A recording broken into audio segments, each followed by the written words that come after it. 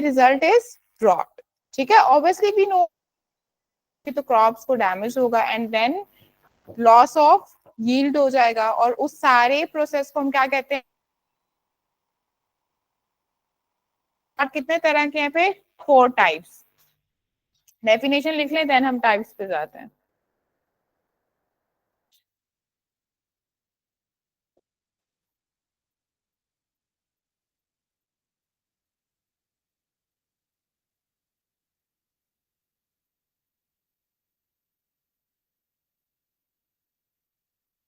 अगर ये मुश्किल लग रही है आप इसको इजी फॉर्म में भी लिख सकते हैं कि जब प्रेसिपिटेशन का पीरियड कम होगा तो हमारी क्रॉप्स को डैमेज होगा, एक्सटेंसिव डैमेज, जिससे हमारी लॉस ऑफ यील्ड हो जाएगी and this process is called drought.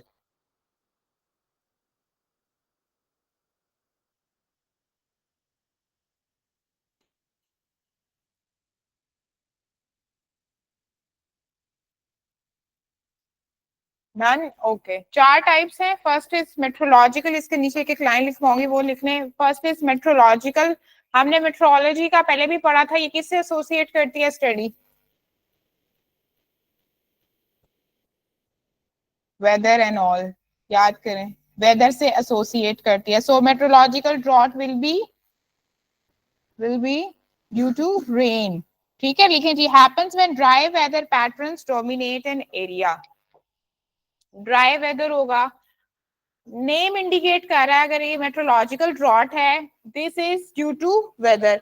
तो वेदर की वजह से हो रहा है, तो वेदर में क्या कंडीशन इन्वॉल्व होगी? रेन वाली। तो इसका मतलब है कि रेन नहीं हो रही, that is why the area is dry. तो क्या लिखेंगे? Happens when dry weather patterns happens when dry weather patterns dominate an area. Happens when dry weather patterns dominate an area. Okay. The second is agricultural drought. Second is agricultural drought. लिखें, when crops become affected. When crops become affected.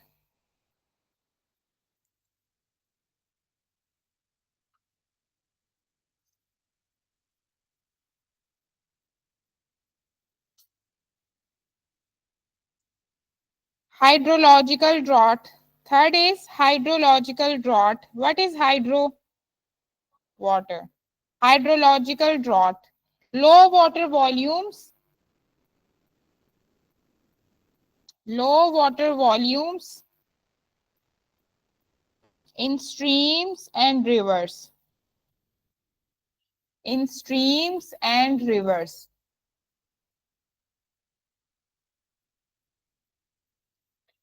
And fourth is socio-economic drought. Socio-economic drought.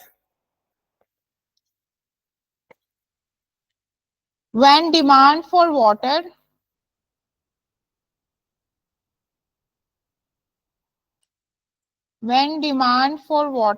exceeds the supply. When demand for water exceeds the supply. Next header is effects. Main header है effects.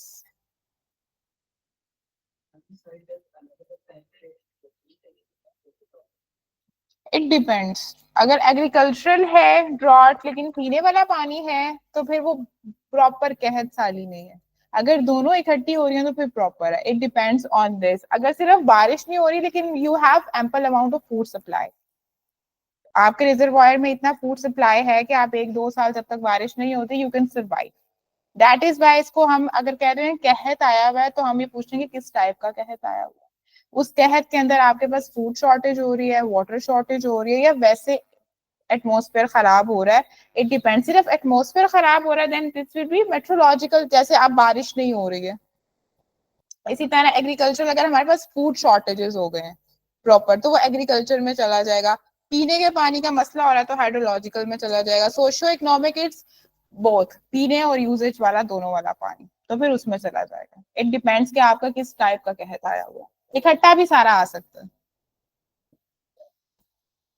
Aahista Aahista दूसरे आ जाएंगे, ऐसे ही है। Okay, effects. Drying out of water bodies.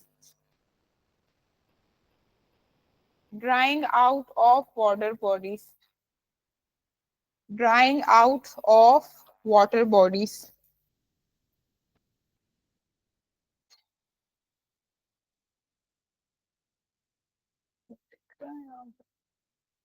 Reduction in soil quality.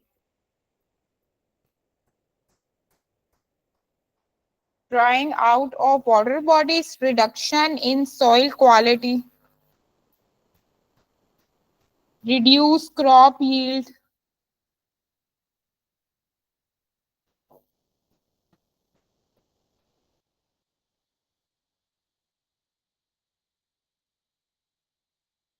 Reduce crop yield. Economic losses. Economic losses. Economic losses. Outbreak of disease.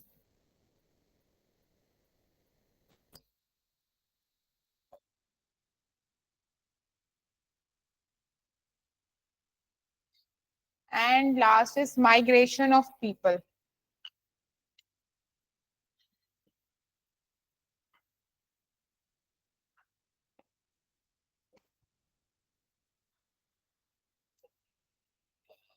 ये कर दूं remove इसलिए. Next is wildfire.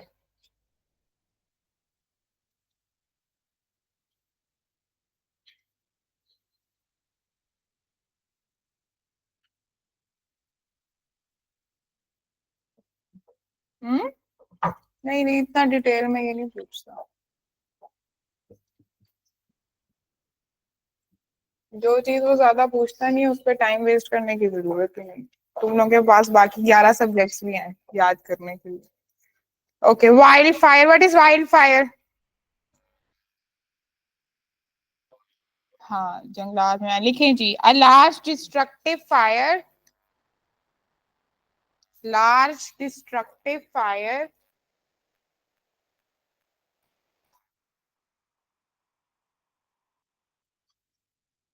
spread quickly.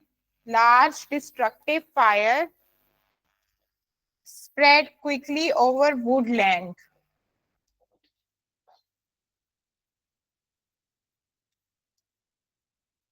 Wild fire urban fire में difference पूछता है ना, इसलिए इसको जरा लिख लें, पूछ सकता है. Large destructive fire that spreads quickly over woodland. Elements of combustion. This is very easy. Elements of combustion क्या है? Elements of combustion क्या है? मैं तुम लोगों को भी हंस रही हूँ. क्या चाहिए? हीट. ठीक है. अब तुम देख के बता रहे हो हीट फ्यूल ऑक्सीजन. लिखो elements of combustion. Heat fuel oxygen. ये ऑक्सीजन वाला तो एमसीक्यूज भी पूछता है वो.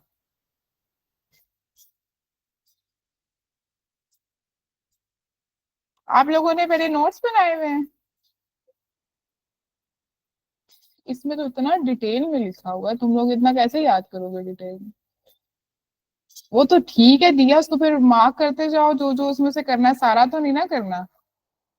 इतना ज्यादा लिखने की जरूरत ही नहीं, और ना इतना टाइम है, और ना इतना पढ़ने का टाइम है. खैर. Causes of wild Fyers. Causes of wild Fyers.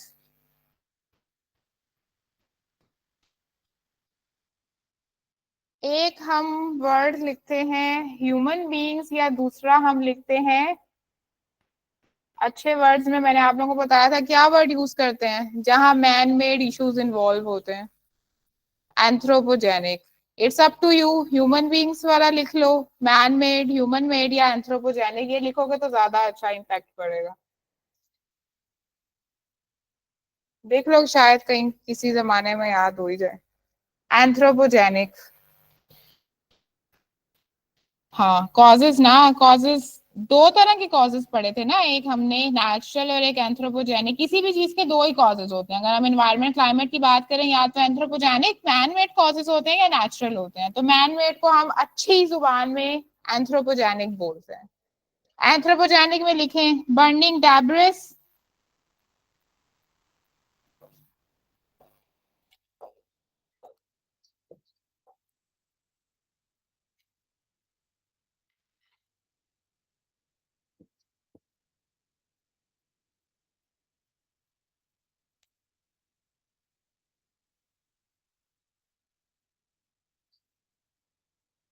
कौन हंस रहा है? Burning debris, unattended fire camps, smoking,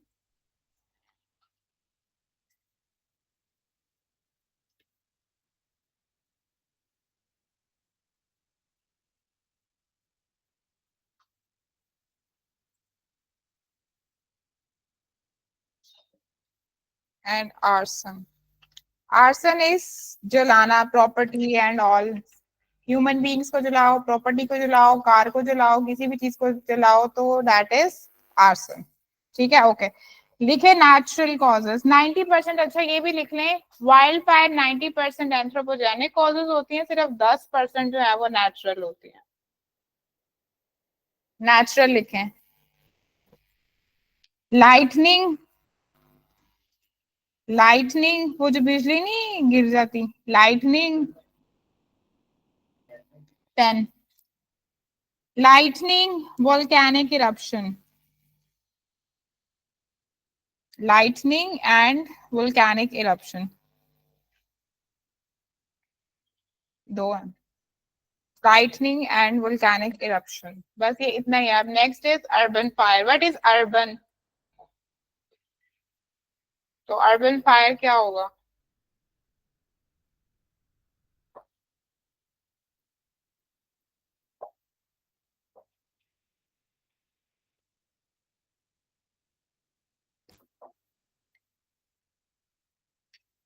इन दोनों में डिफरेंस पूछता है paper.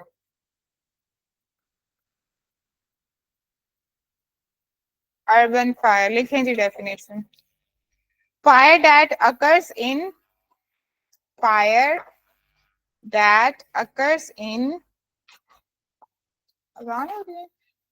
fire that occurs in structural components, fire that occurs in structural components like homes, fire that occurs in structural components like homes, industries and other commercial buildings. Qasim, unattended means कि आप बॉन fire करने गए हैं जंगलात में, आपने उधर आग नहीं बुझाई और वहां से वापस आ गए, तो इवेंचुअली इट विल स्प्रेड। कहाँ थी मैं? Fire that occurs in structural components like homes, industries and other commercial buildings. Causes, इसके causes careless smoking at home और industry, careless smoking, careless smoking,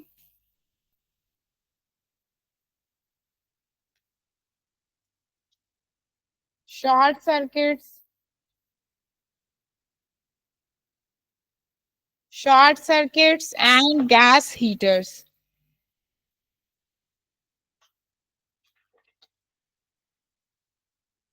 and gas heaters. Okay, then prevention,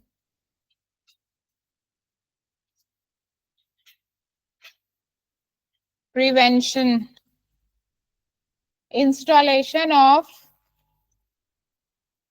installation of fire extinguishers.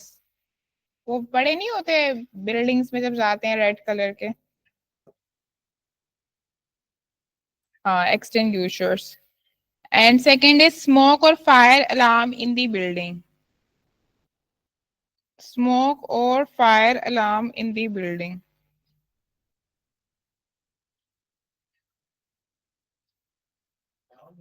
Alarm alarm जो सुबह उठते हुए नहीं बजता। Alarm in the building. अब इनके दो दो डिफरेंस लिखें शाबाश खुद से। अर्बन फायर और वाइल्ड फायर।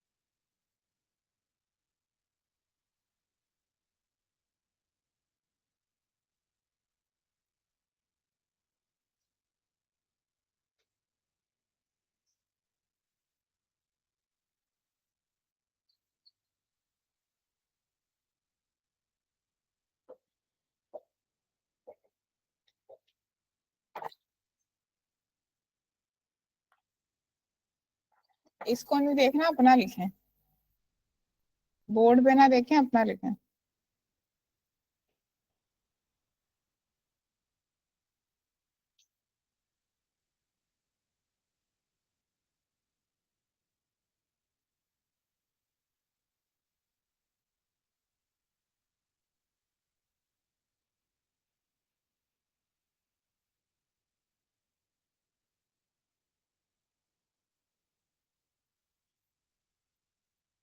हाँ जी बताएं।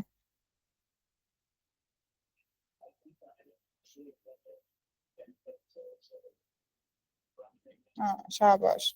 हम्म।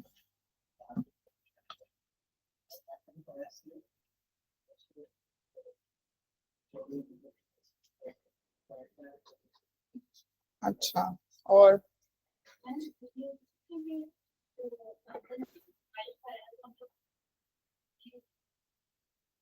और क्या, अर्बन फायर तो हुई है, एंथ्रोपोजेनिक से रही है, मैन मेड से नहीं हो रही।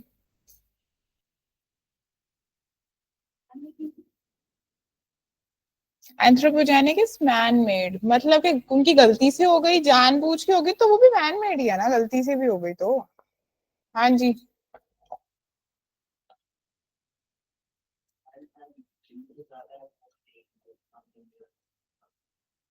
अच्छा। हाँ जी। और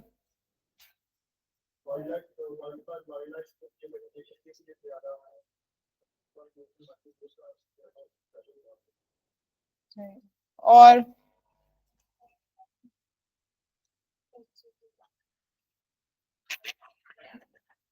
ओके चलो जी लिखें, अब ये जो लिख लिया है इनके साथ और ऐड कर लें। Location, first is location. Urban fire occur in populated areas,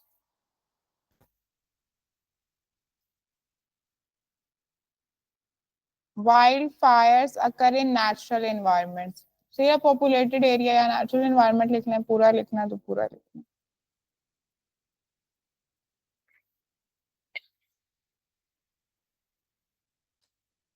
Done? Okay. Urban fires are fueled by human made materials,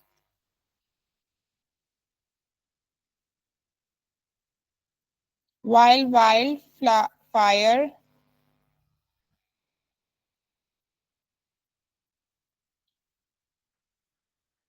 could be both by anthropogenic or natural environment।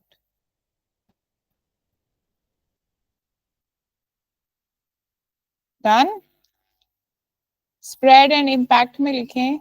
Urban fires spread quickly through densely populated areas। Urban fires spread quickly through densely populated areas। threatening human life and property, threatening human life and property. Urban fires spread quickly through densely populated areas, threatening human life and property. Wildfires spread rapidly through wildland areas. Wildfires spread rapidly through wildland areas, threatening ecosystems and wildlife habitats. This is ecosystem. Threatening ecosystem and wildlife habitats.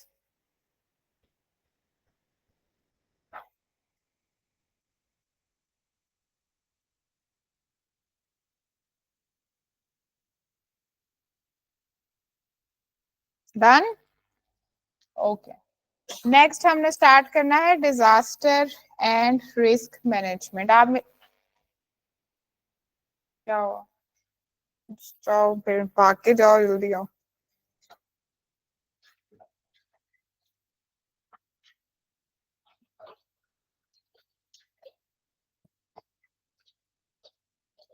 बस एक बच्चे नहीं जाना, बैठे रहो, तुमने नहीं जाना। अच्छा जाओ।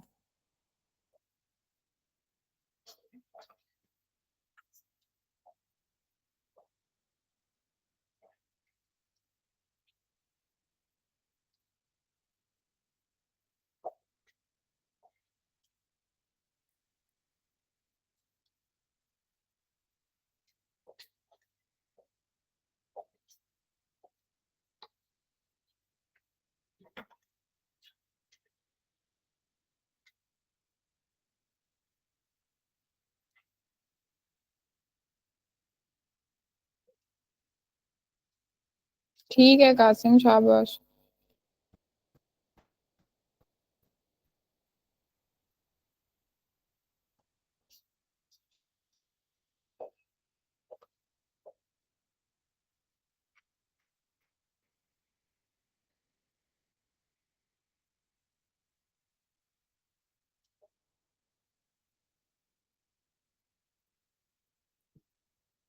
डिजास्टर क्या होता है?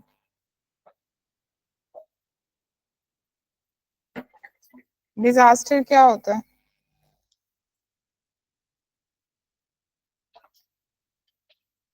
कुछ भी, जो भी।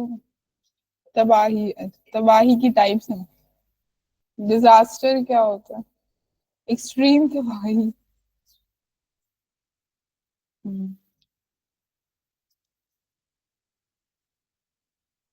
मेयर और एनीवन? मेरे ध्यान में मीम्स घूम रहे हैं डिजास्टर। खैर लिखो। Disaster, a serious disruption in the functioning of community. ऐसा डिस्ट्रप्शन जो कि कम्युनिटी की इतना डैमेज इम्पोज कर दे कम्युनिटी पे, जो कि उससे खुद ब खुद रिकवर ना हो सके, this is disaster. For example कुछ तो इस तरह के होते हैं ना, हमारे इश्यूज हो गए कुछ जो रिवर्सिबल होते हैं। कोई इशू हो गया, हमने वो सही कर दिया खुद ही मिलके। डिजास्टर इज इरिवर्सिबल, जो कि आप खुद से अपने रिसोर्सेज यूज करके रिवर्स नहीं कर सकते। वो वाली जो तबाही होगी जो कि इरिवर्सिबल होगी, उस कम्युनिटी के लिए खुद उससे रिकवर करना is termed as disaster.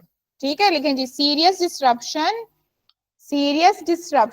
In the functioning of serious disruption in the functioning of the community or society, serious disruption in the functioning of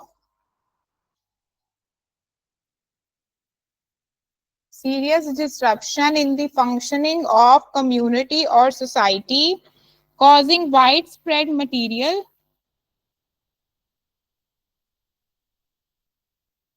society, community or society,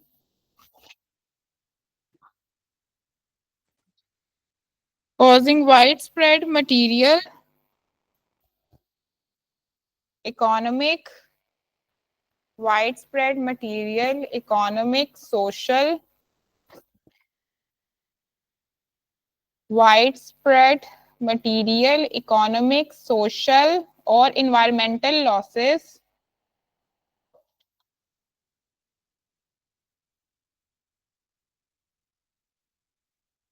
or environmental losses which exceed the ability of the which exceed the ability of the affected society to cope ये वाला cope to cope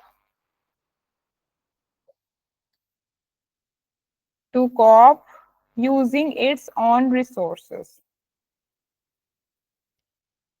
Now it is clear disaster क्या होता है? ऐसा damage जो कि वो society जिसके ऊपर सोसाइटी या कम्युनिटी किसी पे भी इस तरह का डैमेज हुआ है जो कि अब उनके कंट्रोल में नहीं है, उससे रिकवर होना, दैट तबाही is termed as disaster. Next एक वर्ड लिखे हैजर्ड. ये वर्ड्स हमने सुने हुए हैं बट इनके लिटरल मीनिंग नहीं पता. हैजर्ड, हैजर्ड क्या? ये नेक्स्ट डेफिनेशन.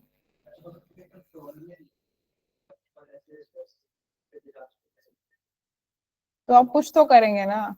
अब हो गया, देखो जैसे फ्लड्स आ गए, सुनामी आ गई, हो गया.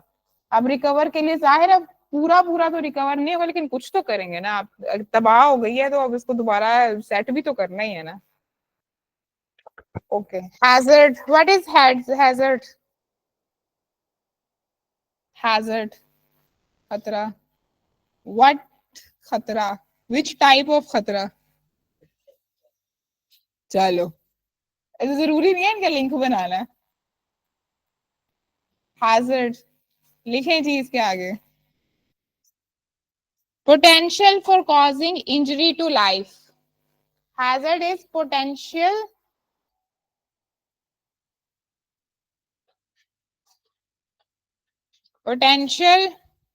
for causing injury to life.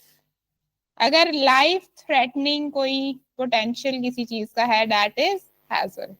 अब आपने सुना होगा कि हम एनवायरनमेंट के अंदर हैजर्ड्स के बहुत वर्ड यूज कर रहे हैं, क्लाइमेट चेंज में हैजर्ड्स के, क्योंकि वो लाइफ को इंजरी या लाइफ खत्म करने दोनों के कगार पे चल रही है, तो हम उधर हैजर्ड्स कर रहे हैं. अभी लिखें इधर, एक नेचुरल हैजर्ड होता है, एक मैन मेड हैजर्ड होता है, बस नाम लिखने हैं. Natural hazard and man made hazards, that could be both. Okay, next एक टर्म होती है वल्नरेबिलिटी. ये भी आप लोगों ने सुनी होगी. ये क्या होता है?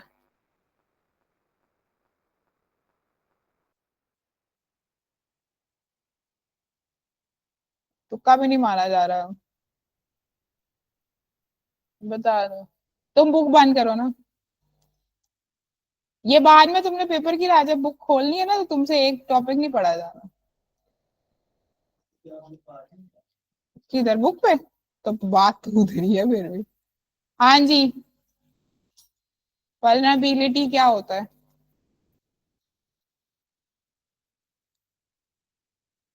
बता दो, अब तुमने पढ़ लिया तो बोलो.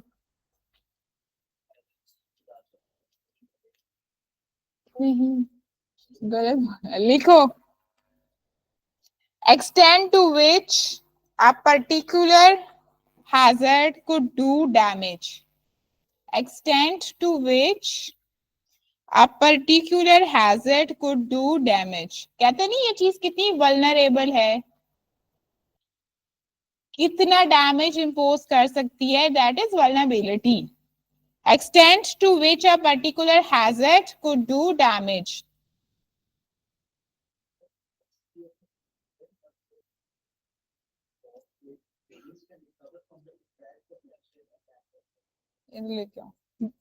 कोई चीज कितनी वल्नरेबल है, इट मींस कि वो कितना डैमेज कर सकती है. ओके, इसमें लिखे फिजिकल एंड सोशो इकोनॉमिक. हाँ, इधर आओ। डिमिनिश्ड कैपेसिटी, पूरा बढ़ो, उनकी कैपेसिटी खत्म हो चुकी है जब वो वल्नरेबिलिटी पे आ रहे हैं। फिजिकल एंड सोशो इकोनॉमिक, इसके अंदर दो लिख लो, physical and socio economic. Next is capacity. एक हमने डिजास्टर की डेफिनेशन की, डिजास्टर क्या होता है। सेकंड हमने क्या किया, हैजर्ड क्या होता है, वल्नरेबिलिटी क्या होती है, एंड नाउ इज कैपेसिटी क्या होती है। कैपेसिटी क्या होती है जी,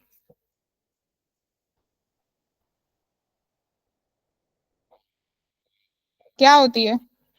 जो बर्दाश्त करने के काबिल हो। आपकी कितनी एबिलिटी है कि आप किसी चीज से लड़ सकते हैं या उसको निगेट कर सकते हैं, कितनी देर तक उसके खिलाफ खड़े हो सकते हैं। लिखें जी, resources which exist, resources which exist to fight against hazard, resources which exist to fight against hazard। Capacity दो तरह की होती है, एक टेक्निकल और एक इकोनॉमिकल। लिख लें, technical and economical. Technical, economical. Last definition is risk. Risk क्या होता है? तुम लोग क्लास एंड होने पे आ रहे हो?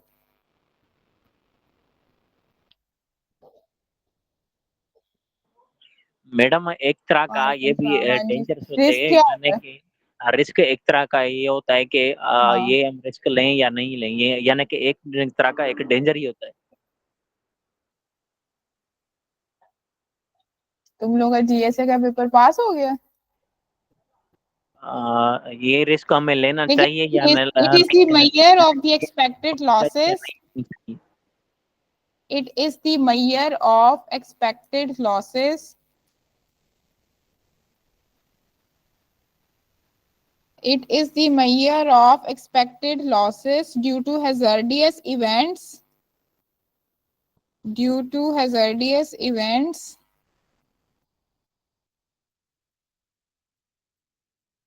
occurring in the given area.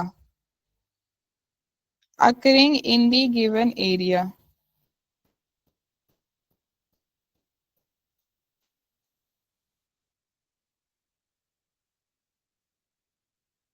It is the measure of the expected losses due to hazardous events occurring in the given area.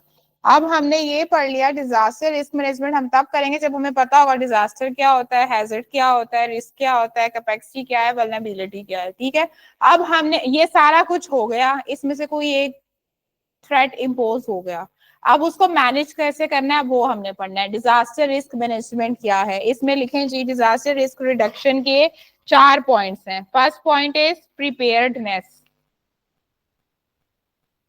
First point is preparedness.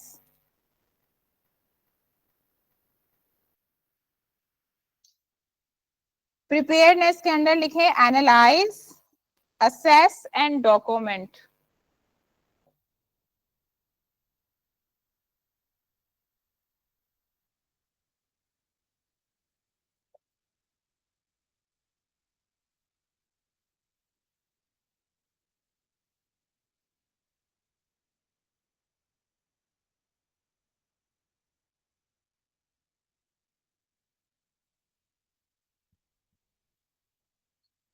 And देखो, जब भी कोई सीन होता है, फ्लड आ रहा हो, कोई डिजास्टर आ रहा हो, पहले हम एनालाइज करते हैं, जो हमारा मेट्रोलॉजिकल डिपार्टमेंट है वो एनालाइज करता है, असेस करता है कि कहाँ पे आएगा, कितनी रेंज का आएगा, कितने लोगों को हमने वहां से निकालना है, कितना डैमेज होगा। तो फर्स्ट इज, देख अब डिजास्टर आ रहा है, कोई सुनामी आ रही है, हम उसको रोक नहीं सकते, तो हम उसके लिए प्रिवेंशन कर सकते हैं। फॉर एग्जाम्पल, अगर मुझे पता हो कि यहाँ पे कोई इशू हो रहा है, तो सबसे पहले हम क्या करेंगे, लोगों को यहाँ से निकालेंगे।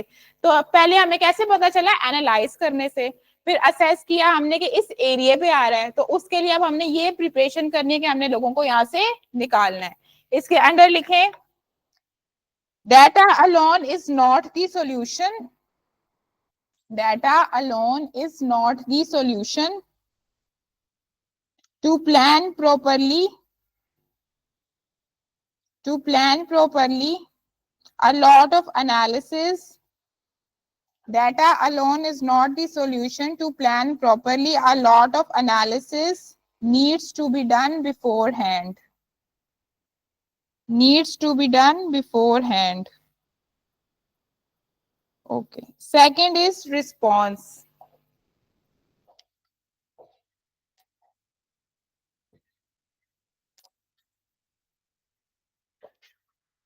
Response.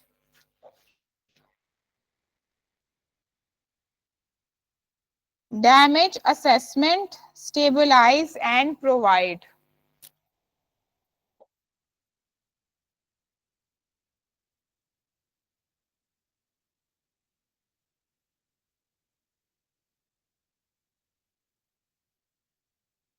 जब हमारे पास एक दफा डिजास्टर आ गया, जो भी डैमेज होना था वो सब कुछ हो गया, अब हमने उसे रिकवर करने के लिए भी असेसमेंट करनी है, तो damage assessment,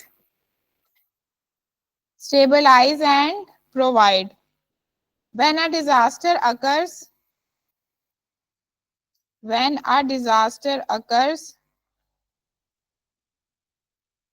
it is imperative. When a disaster occurs, it is imperative that first responders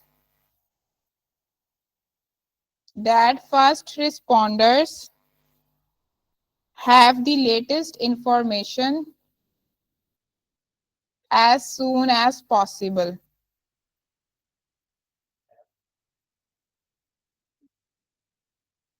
दोबारा बोलती हूँ. When a disaster occurs, it is imperative that the first responders have the latest information as soon as possible.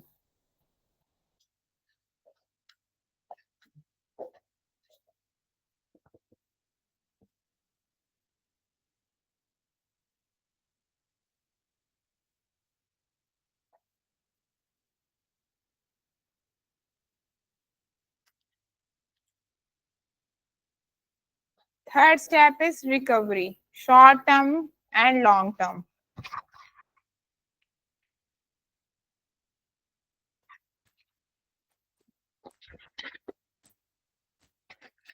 Once the event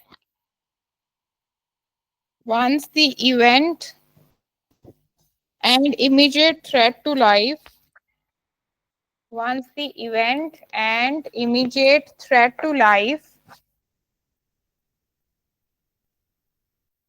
property and the environment is over. Once the event and immediate threat to life, property and the event is over, recovery can begin.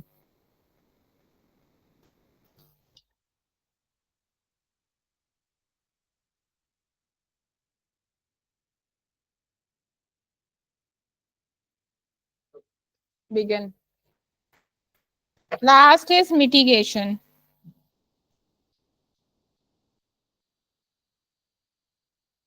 Safe versus hot zones. Safe versus hot zones.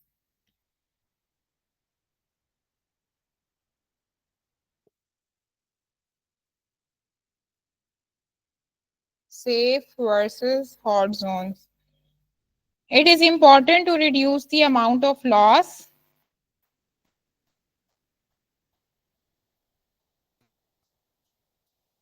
It is important to reduce the amount of loss by identifying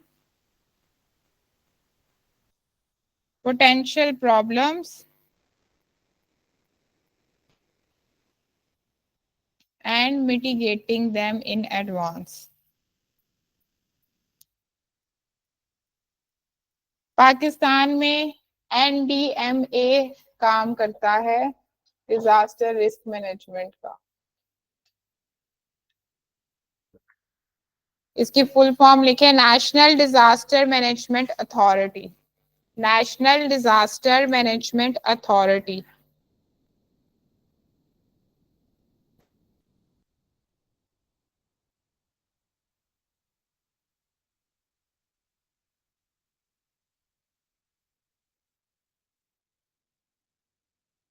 इसके अंदर बस ये थोड़ा सा लिख लें, ये MCQs या एमपीटी में पूछ सकता है। After the deadly October 8, 2005 earthquake, deadly October 8, 2005 earthquake in Pakistan, National Disaster Management Ordinance 2007, National Disaster Management Ordinance 2007, National Disaster Management Ordinance 2007,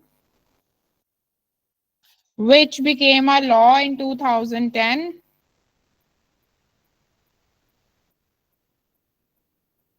Under the National Disaster Management Act. ये पूछ सकता है कि किस वजह से हुआ था, कब हुआ था और क्यों हुआ था।